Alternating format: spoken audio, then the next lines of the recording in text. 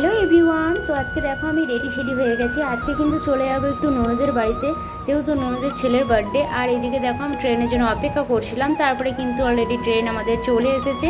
তারপরে কিন্তু আমরা চাপার পর এত জোর বৃষ্টি শুরু হয়ে গেছে কি বলবো আর। তো যাই হোক, এদিকে কিন্তু ট্রেন থেকে নেমে গেছি আর চলে এলাম কিন্তু একদম ফাইনালি ননদের বাড়িতে। তো চলো ননদের ছেলেকে দেখিয়ে দিই, এটা হচ্ছে ননদের ছেলে, আমাদের বার্থডে বয়। তো যাই হোক, এদিকে কিন্তু খুব ছোট্ট করে একটা বার্থডে সেলিব্রেশন করা হয়েছিল দিনে।